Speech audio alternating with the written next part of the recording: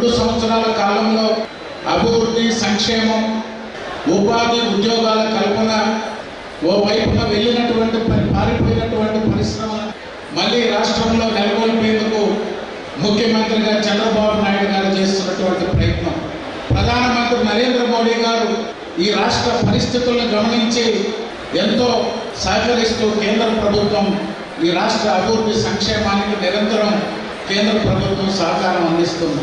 మరొక వైపున మంత్రివర్యులు నారా లోకేష్ గారు తన విద్యాశాఖ ద్వారా, ఐటీ శాఖ ద్వారా ఈ రాష్ట్రంలో యువత కోసం, విద్యార్థుల కోసం నిరంతరం శ్రమిస్తూ డిఎస్సి 5 సంవత్సరాలు ఒక్క డిఎస్సి కూడా నిర్వహించకుండా ఒక్క ఉపాధ్యాయుని నియమించినటువంటి గత ప్రభుత్వం 16,000 ఉపాధ్యాయుల్ని ఈనాడు రాష్ట్రంలో ఉద్యోగాల కల్పన చేస్తే దాని మీద మరొక వైపు వివాదం.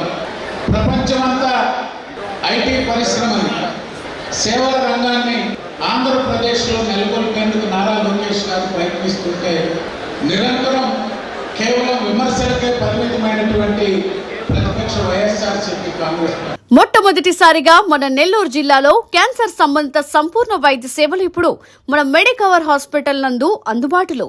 అత్యాధునిక సాంకేతిక పద్ధతులలో దక్షిణ భారతదేశపు మొదటి హాల్సియన్ రేడియేషన్ మిషన్ తో క్యాన్సర్ కు రేడియేషన్ చికిత్స, నిష్ణాతులైన వైద్య నిపుణులు, మెడికల్ సర్జికల్ రేడియేషన్ ఆంకాలజిస్టులు, న్యూక్లియర్ మెడిసిన్ ఫిజిషియన్ అన్ని వేళలా అందరికీ అందుబాటులో. అన్ని రకాల క్యాన్సర్ చికిత్సలను డాక్టర్ ఎన్టీఆర్ వైద్య సేవ పథకం ద్వారా నిర్వహించుదురు.